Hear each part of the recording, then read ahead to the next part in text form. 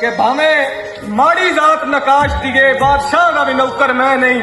हमूदपुरी आए हो तवज्जो, भावे माड़ी जात नकाश दिए बादशाह का भी नौकर मैं नहीं। कि जिदा दिल करे आन के मार लवे एक दी पैर दी ठोकर मैं नहीं।